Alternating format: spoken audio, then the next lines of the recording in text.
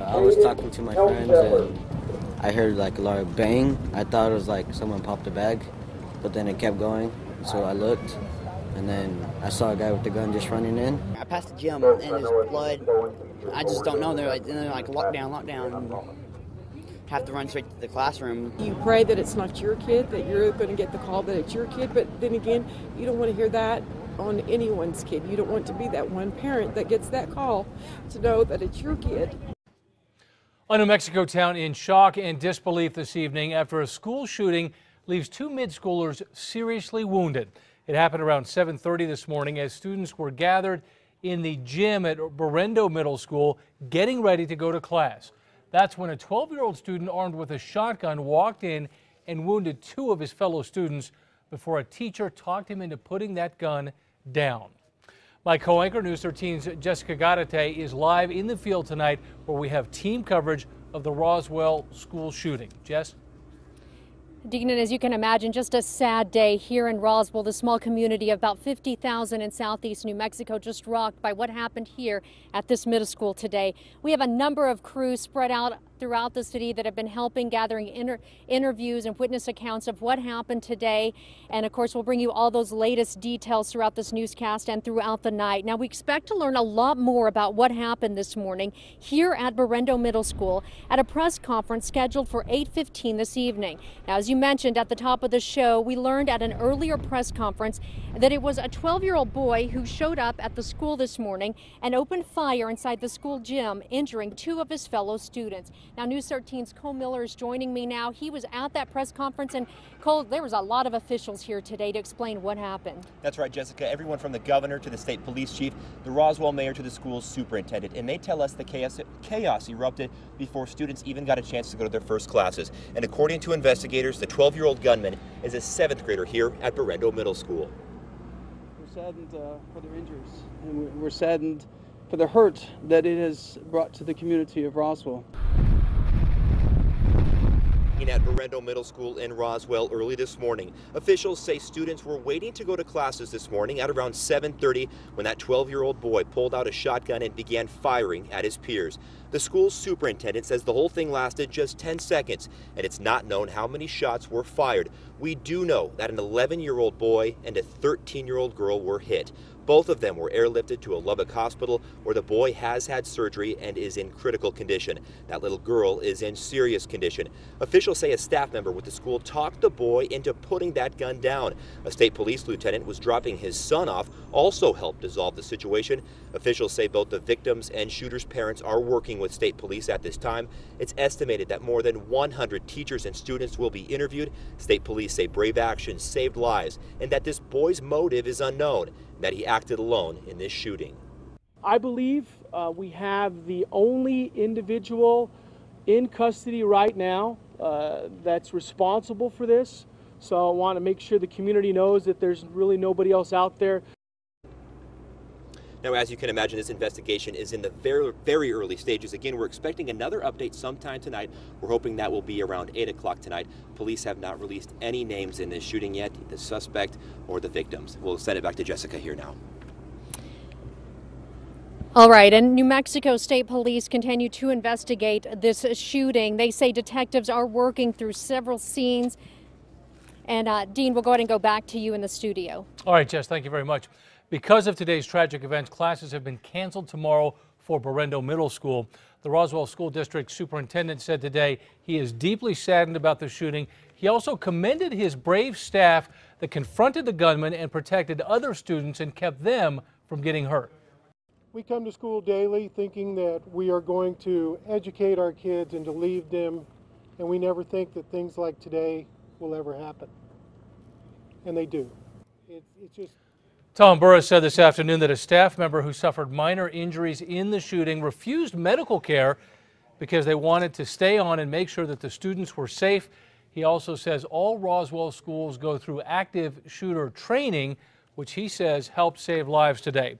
Students at Berendo Elementary will return to class on Thursday. Well, there is a prayer vigil scheduled at the Roswell Civic Center this evening. People, in fact, have already begun to gather there at the convention center. The church on the move spearheaded this vigil, And we're told that several churches are also there showing support for those affected by today's school shooting. I was like sad.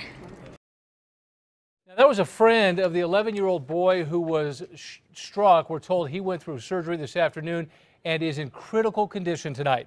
He and a 13-year-old girl were airlifted to a Lubbock hospital. Police say the 12-year-old 7th grader started shooting in the Berendo school gym. Information from hospital nurses indicate that the 11-year-old boy who was struck was the intended target. Parents and police were scrambling this morning as they heard the news. We spoke with a woman who says she heard about it as she got to work, then learned that she was actually related to the 13-year-old girl who was wounded. When I read that, my heart stopped because I knew exactly who it was at that point, and it devastated me, devastated all of us, really. Police have not released the names of the victims. The family members of the young boy that we spoke with did not want to go on camera, but some of them who say they couldn't make it to Lubbock are offering prayers and support for those young kids who are physically and mentally hurt by today's event. Well, New Mexico State Police continue to investigate the shooting. They say detectives are working through several scenes, obviously the school being one of them, to help them determine exactly what happened and what led up to the shooting. State police say they are interviewing the suspect, his parents, as well as the victims' families, which we're told are fully cooperating with this investigation. Investigators do stress that only one person was involved and that person is in custody. Right now, we're going to send it back out to Jessica Gadate, my co-anchor, who is anchoring from the field this evening with more. Jess? And Dean, as you just mentioned, state police, as you can see behind me, they've blocked off the school. You can see them in the lobby. They're still out here investigating. Joining me is Emily Younger. She is our reporter that covers the Roswell area. You live here and you know a lot of people. It's a small community. People know each other. Everybody knows everyone here. What has it been like? What kind of feedback are you getting? You walk into a gas station and somebody will say, oh, hey, everyone knows each other. You can only imagine it's a small community. And this is just taking them by storm. I noticed I went into a gas station. They've already put up donation jars for the victims and already coming together. You had some really tough interviews today. You interviewed some of the kids that actually witnessed and saw what happened, and very difficult. It was the most difficult thing that I've ever had to do. I actually sat down and spoke with one 11-year-old boy that witnessed it all, and he's still in shock that something like this could happen to him, happen at his school. Oh my gosh, am I going to die today? I hope I don't. I hope I can live. Lord, please help me. Joshua Ramirez says that's what was going through his mind as he heard gunshots at Berendo Middle School this morning. Witnesses tell us the shooter is a 7th grade football player who walked into the school gym holding a shotgun. Joshua says the suspect wasn't carrying a backpack and wasn't wearing his school uniform, a Berendo school t-shirt that students are required to wear. Ramirez says he thought that was odd, then says he saw the shooter walk toward the bleachers where a majority of 6th and 7th graders were sitting. The shooter started shooting as students ran to hide under the bleachers. Just like where your feet go, the bleachers go kind of over, so we were just laying in there with our backpacks kind of over our sides, so then it would kind of help protect us a little bit. Joshua says he heard about 3 gunshots and then he saw the suspect throw the shotgun on the floor. That's when he says a teacher ran in and stopped it and put the school on lockdown. Dean, back to you. Emily, thank you. As we reported, both of the victims in the Roswell school shooting were airlifted to University Medical Center in Lubbock. The 12-year-old boy remains in critical condition tonight. An 8th grade witness told the Associated Press that the boy was shot twice in the face. The witness says the 13-year-old girl was shot in the arm. She remains in serious condition this evening. State police have not confirmed those injuries, but the victims were flown to University Medical Center in Lubbock, the closest level 1 trauma center to Roswell. Our team is prepared for this. Our doctors and nurses have trained for these type of instances.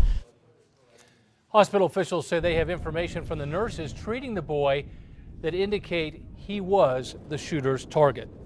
Well, as you can imagine, it has been a very emotional day in Roswell, and even more emotional for the hundreds of parents who rushed to the Roswell Mall to pick up their children grateful that their kids were not hurt. I was so happy. You know, my wife was Gentlemen, crying and everything. Well, I'm just excited that you're okay. Parents and other family members huddled together, praying as they waited for their sons and daughters to arrive. Family members were finally reunited with their loved ones at around 10 o'clock, nearly 2 hours after the shooting. We talked to many who say it was agonizing and heartbreaking during those few hours. You stand there and you're waiting to pick up your son, seeing the faces of the children come out and just tears and scared, and it just breaks your heart, you know, to see these kids that at such a young age have to witness and be a part of such a tragedy.